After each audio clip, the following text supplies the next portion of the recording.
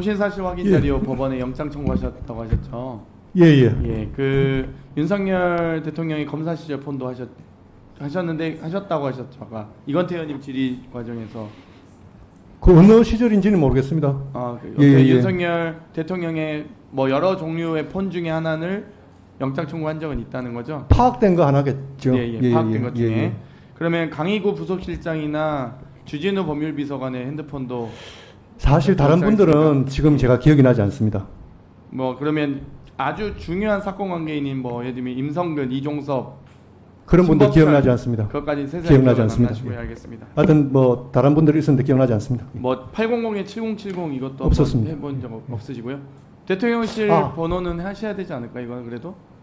근데 제가 지금 이제 수사 지휘나 감독에서 배제돼 있기 때문에 배제되시기 전에 왜냐면 이 사건이 워낙 1년 정도 끈 사건이고 예, 근데 전에 충분히 또 검사 시절에 특수통으로 유명하시잖아요. 그 전에도 그 청구됐던 것들에 대해서 사실 통신 같은 경우는 굉장히 뭐 아시는 분 다 아시겠지만 웬만하면 청구하면 나옵니다. 그렇죠. 그래서 그 어떤 뭐 목록이니 뭐 이런 거에 대해서 자세히 저도 보지 않았습니다. 혹시 그냥 이런 취지로 청구했구나 예. 이 정도 봤지. 우리 차장 대행께서 검사 시절에 영장 청구했을 때보다 공수처 검사로서 영장 청구할 때 법원이 더 엄격하게 잣대를 들이댄다고 생각하십니까? 어떻게 생각하십니까? 아니, 그런 얘기가 실제로 있습니다. 서초동에서.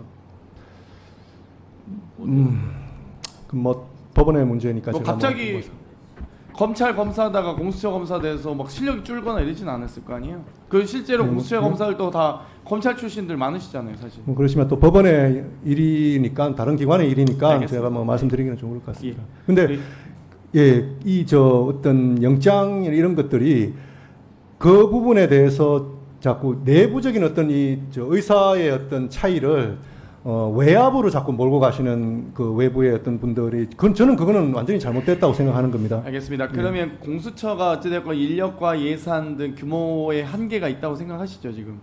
좀 인력도 늘려주시고 예산도 늘려주시고 하면 또 열심히 할 수 있을 것 같습니다. 검사와 수사관 또 행정 인력 등도 좀 늘어야 된다고 생각하시죠?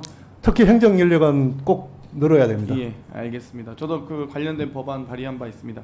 최재형 목사님 질문드리겠습니다. 네. 그 김건희 문고리 4인방이라고 하는 조현경 씨, 유경옥 씨, 정지원 씨, 장돈진 씨 이 네 분 중에 혹시 그 여러 디올백이나 샤넬 화장품 전달 과정에서 있었던 분이 누구십니까? 상주하셨던, 그러니까 대통령실에 근무하지 않고 코바나 컨텐츠 또는 제3의 장소에서 근무했다는 행정관에 대해서 말씀해 주실 수 있습니까? 디올백을 수수할 때 현장에 있었던 사람들 3명은 남자 행정관 장동진 행정관 그리고 두 비서 유홍옥 행정관 정지원 행정관이었습니다.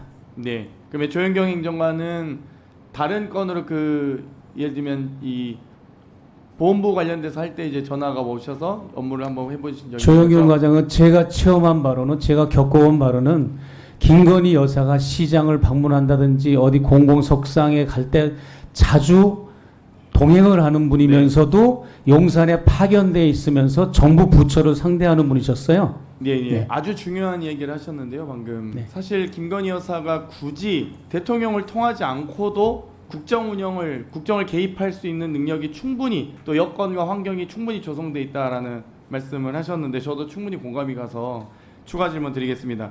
지금 저희가 야당에서 계속 제2부속실을 만들어라. 왜냐하면 부속실이 하나다 보니까 이게 도대체 대통령의 지시사항인지 영부인의 어떤 제안 사안인지에 대해서 구분할 수가 없습니다. 부속실장이 전하면 지금 이번에 최혜병 사건 수사 개입 과정에서도 7월 31일 날 최초 전화는 강희규 부속실장부터 시작합니다.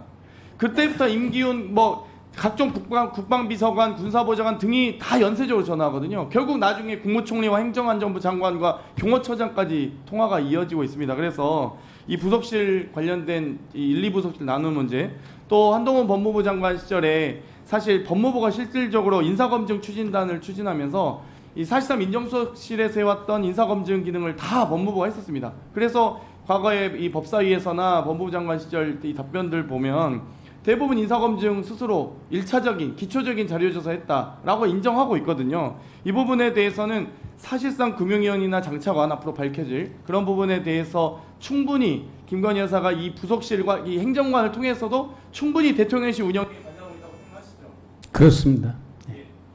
네, 수고하셨습니다. 다음은 장동혁 의원님.